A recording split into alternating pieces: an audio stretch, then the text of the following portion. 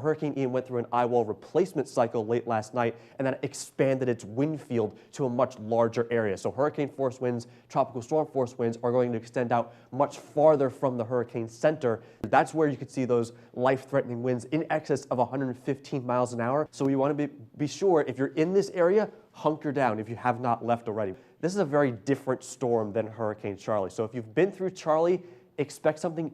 Even though the track is similar, expect something different. This is going to be a different storm than that because the wind field is so much larger. We could see upwards of 12 feet of storm surge. That's water above ground level. So imagine you're in, say, your dining room. That's about 10 feet to the ceiling. Imagine water filling up your dining room. That's how high up the storm surge is going to be in some areas. You're under the risk for severe thunderstorms. That includes the risk for damaging hail in excess of 2 inches in diameter, damaging winds in excess of 75 miles an hour, and of course that threat for tornadoes. This is an observed tornado for Grand Forks County and Nelson counties right now. That goes until 6 o'clock Central Time. That's local time right there. It's more of a damaging wind threat than anything right now, but this was an observed tornado on the ground previously, more towards the west. So we want to assume that it's still on the ground, so get to that lowest level of your home, whether that be a basement or the most inner portion of your home, a bathroom, a closet, away from doors and windows, just to protect yourself from any flying debris that may be out there. We're tracking some active severe weather in the northeastern United States today,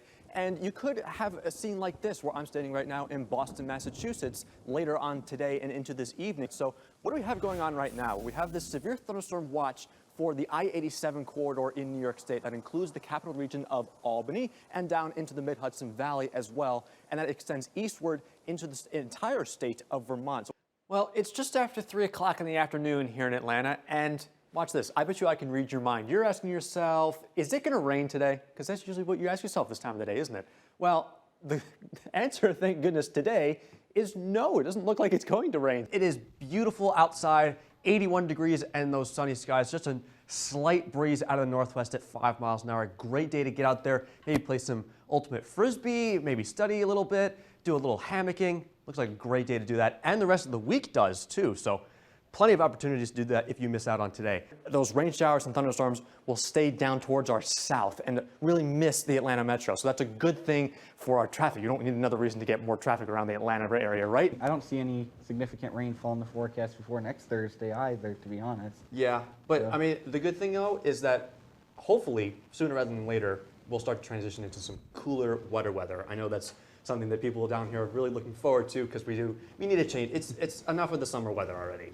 We actually did hit the freezing mark at the airport this morning at 32. I had to wear my winter jacket. I know, the guy from New York is bringing out his winter jacket in Florida. Crazy stuff. That cooler air comes in from the west, and not only does it bring our temperatures down, it drops our humidity way down, and we'll finally get to go, this feels nice, doesn't it? Well, Aaron, I gotta say, the temperatures will be cooling off as we go later in the week, and I'll get to that more in the 7-day forecast, but still, we are hot, hot, hot. It's 84 degrees right now. That's 12 degrees above our average high of 72 for this time of the year, and we got up to 88 degries at Tallahassee International today, breaking that old record of 87. So I'll get to that more in the temperature almanac on our next graphic here. Still, temperatures are widespread in the 80s, so still very warm for early March. These are more like summer-like temperatures or late spring. So we actually are a little bit cooler down by the coast, sitting in the middle 70s. But again, we're very warm, very humid as well. Like I said, we did get up to 88 degrees at Tallahassee International today, breaking that old record, over a 100-year-old record set back in 1918 of 87. So we'll get close to that tomorrow. I'm not sure we're going to tie the record or break the record. Right now, the forecast is for 87, so we'll have to see if we can break or tie that record tomorrow. Winds are light and variable out of the east, or out of the west, rather, around the area, so not a whole lot to really cool down the area much, so it's just unfortunate because we are dealing with those higher temperatures and higher humidity out there, and that also is sparking up some showers and storms off to our west, working into Jackson County as well as Liberty County off to our west along I-10.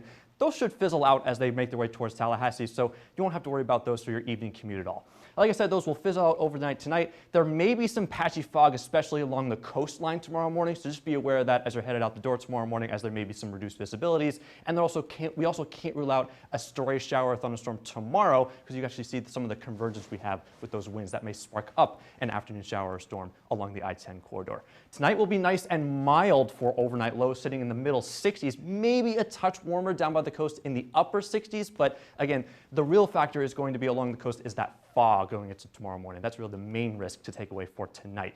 For tomorrow, we'll warm right back up into the middle and upper 80s by the afternoon hours, say 3 or 4 o'clock where you get that peak heating of the day. That's where we could get towards that record of 87 set back in probably 50 years ago at least. So we'll have to see if we can get to that tomorrow afternoon. Again, there's that forecast high of 87. We are cooler down by the coast. We have that marine influence off the water sitting in the lower 80s, maybe even upper 70s there in Apalachicola.